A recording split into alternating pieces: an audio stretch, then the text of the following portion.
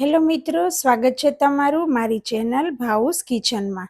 તો આજે આપણે અહીંયા ઘરે બનાવીશું ગુલાબનું શરબત।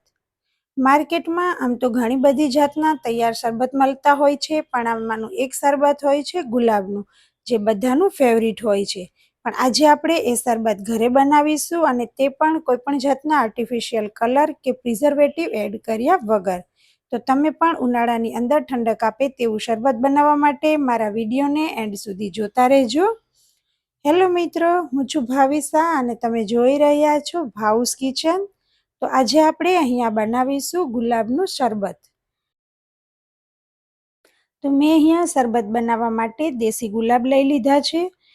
આ ગુલાબ મેં ગામડેથી મારા ઘરે ઉગાડેલા છોડમાંથી મંગાવ્યા હતા। તો તમે પણ આવી રીતે માર્કેટમાંથી ગુલાબ લઈ આવી અને તેનું શરબત બનાવી શકો છો। પણ આપણે એક વાતનું ખાસ ધ્યાન રાખવાનું છે કે અહીંયા આપણે દેશી ગુલાબ છે તેનો જ ઉપયોગ કરવાનો છે, જેની સુગંધ ખૂબ જ સરસ આવે છે અને આપણું શરબત સરસ એકદમ ફ્લેવરવાળું બને છે।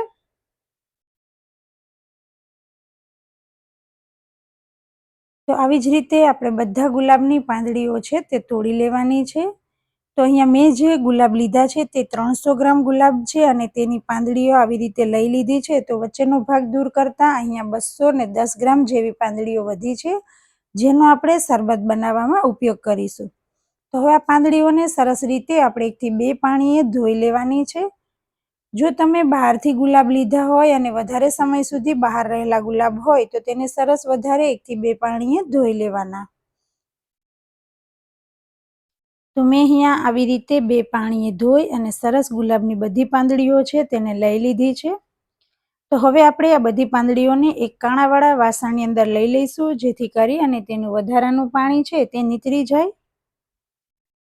અને હવે અહીંયા મેં ગેસ ઉપર એક મોટું વાસણ મૂકી દીધું છે, તેની અંદર મેં 1/2 કપ પાણી ગરમ કરવા મૂક્યું છે।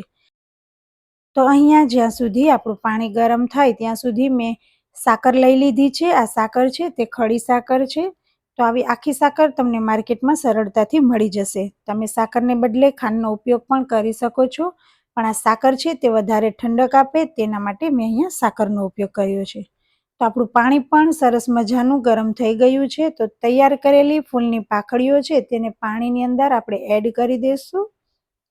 અહીંયા આપણે વારાફરતી બધી જ પાંદડીઓ છે તેને પાણીની અંદર એડ કરી દેવાની છે। તો જેવી આપણે પાંદડીઓને પાણીની અંદર એડ કરીશું, તરત જ પાંદડીઓ તેનો કલર છોડી દેશે। તો આવી જ રીતે આપણે 10 થી 15 મિનિટ સુધી ગરમ પાણીની અંદર પાંદડીઓને સતત હલાવતા રહેવાનું છે। તો સતત હલાવતા રહેવાથી બધી જ પાંદડીઓ સરસ રીતે કલર છોડી દેશે અને આપણું જે પાણી છે તે એકદમ આછા ગુલાબી કલરનું અહીંયા થઈ જશે। અને સાથે સાથે જે ગુલાબની ફ્લેવર છે તે પણ પાણીની અંદર બેસી જશે।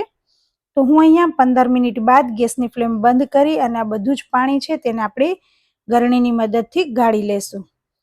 આપણે અહીંયા ફક્ત પાણીનો જ ઉપયોગ કરવાનો છે અને પાણી તમે જોઈ શકો છો સરસ ગુલાબી કલરનું થઈ ગયું છે અને સાથે જ તેની ફ્લેવર પણ સરસ આવે છે। આ પાણીને આપણે વધારે ગુલાબી કલરનું કરવા માટે મેં અહીંયા 1 ચમચી બીટનો પાવડર લીધો છે, તેને આપણે પાણીથી પલાળી દેશું। જો તમારી પાસે આવી રીતે બીટનો પાવડર અવેલેબલ ના હોય તો તમે ફ્રેશ બીટનો ઉપયોગ પણ કરી શકો છો। તેને મિક્સર જારની અંદર ટુકડા કરી અને પીસી લેવાનું છે, ત્યારબાદ તેને ગાળી અને તેનું પાણી આવી રીતે ઉપયોગમાં લેવાનું। તો અહીંયા મેં થોડીવાર માટે બીટના પાવડરને પલાળીને રાખ્યો છે। તો સરસ રીતે તેનો કલર છે તે પાણીમાં બેસી જશે અને આપણે તે પાણીનો ઉપયોગ કરીશું। તો હવે અહીંયા તે જ વાસણની અંદર મેં સાકર હતી તેનો ભૂકો કરી દીધો છે, તેને એડ કરી દઈશું અને તેની અંદર જે પેલું ગાળેલું પાણી છે તેને પણ આપણે લઈ લેવાનું છે। તો અહીંયા પાણી એડ કરતાની સાથે જ પાણીનો કલર છે તે ઉડી ગયો છે, માટે જ આપણે અહીંયા બીટના પાવડર છે તેનું પાણી કરી અને એડ કરીશું, જેથી કરી અને જે આ ગુલાબનો ફ્લેવર છે તેની સાથે સાથે આપણો કલર પિંક છે તે પણ જળવાઈ રહે। તો હવે આપણે ગેસની ફ્લેમ મીડિયમ ટુ હાઈ કરતા જઈશું અને જ્યાં સુધી સાકર ઓગળે નહીં ત્યાં સુધી આપણે તેને સતત હલાવતા રહીશું। અહીંયા આપણે સાકરને ચાસણી નથી બનાવવાની, પણ જ્યાં સુધી થોડું સાકરનું પાણી છે તે ઘટ ના થઈ જાય ત્યાં સુધી આપણે તેને હલાવીશું। જો તમે ખાંડનો ઉપયોગ કર્યો હશે તો તે જલ્દીથી ઓગળી પણ જશે અને તરત ઘટ પ્રવાહિત થઈ જશે, પણ અહીંયા સાકર લીધી છે એટલે થોડી વાર લાગશે. સાથે જ આપણે તેની અંદર બીટનું પાણી છે તેને પણ ગાળી અને એડ કરી દેશું. તો બીટનું પાણી એડ કરતાની સાથે જ તરત જ ગુલાબનો જે ઓરિજિનલ કલર હતો તે ફરી આવી ગયો છે.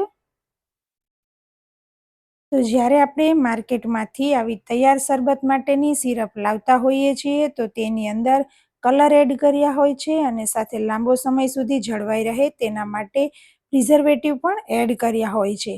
પણ અહીંયા કોઈ પણ વસ્તુ એડ કર્યા વગર આપણું સરસ મજાનું ગુલાબનું શરબત છે તે તૈયાર થઈ જશે. તો અહીંયા સતત હલાવતા રહેવાથી આપણું જે ગુલાબનું શરબત છે તે ઘટ પણ થઈ ગયું છે.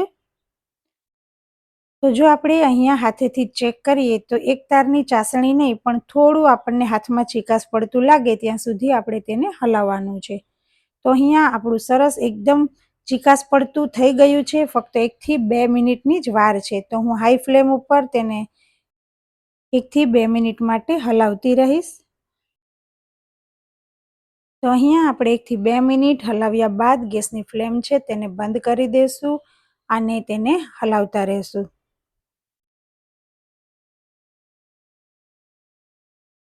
તો અહીંયા આપણું ગુલાબનું શરબત તૈયાર થઈ ગયું છે. તો તેને વધારે ફ્લેવર આપવા માટે હું અહીંયા જે રોઝ એસેન્સ છે તેના 1 થી 2 ટીપા એડ કરીશ. જો તમારી પાસે રોઝ એસેન્સ ના હોય તો ગુલાબ જળની 1 થી 2 ચમચી એડ કરી દેવાની. તેનાથી પણ એકદમ સરસ છે તે ગુલાબની ફ્લેવર શરબતની અંદર બેસી જશે. સાથે સાથે મેં અહીંયા 1 ચમચી લીંબુનો રસ એડ કર્યો છે, જેથી કરી અને આપણે ઓગાળેલું ઘટ પ્રવાહી છે તે એકદમ ઘટ એટલે કે ફરી ચાસણી ના બની જાય. તો અહીંયા આપણું ગુલાબનું શરબત તૈયાર થઈ ગયું છે, જેનો તમે ઘણી બધી જગ્યાએ ઉપયોગ કરી શકો છો અને ખાસ કરીને તેને શરબતમાં.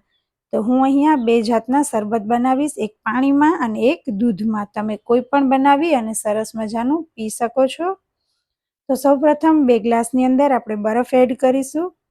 જેટલું શરબત ઠંડુ હશે તેટલું વધારે સરસ લાગશે. તો હવે આપણે તેની અંદર તૈયાર કરેલું ગુલાબનું શરબત છે તેને એડ કરીશું. મેં અહીંયા નાની સાઈઝનો ચમચો લીધો છે, પણ તમે 1 ગ્લાસની અંદર 3 ચમચી શરબત એડ કરી શકો છો અને આપણે ઉપરથી પણ તેને એડ કરીશું. તો હવે આપણે તેની અંદર મેં અહીંયા થોડા તકમરિયા છે જે સિયા સીડ છે તેને પલાળીને રાખ્યા છે તેને એડ કરી દઈશું. તમે અવોઇડ પણ કરી શકો છો, પણ તે પણ ખૂબ જ ઠંડા હોય છે એટલે ઉનાળામાં તમે તેનો વધારે પ્રમાણમાં શરબતમાં ઉપયોગ કરી શકો છો. હવે 1 ગ્લાસની અંદર આપણે એકદમ ઠંડુ પાણી છે તેને એડ કરીશું અને બીજા ગ્લાસની અંદર આપણે એકદમ ઠંડુ દૂધ એડ કરીશું.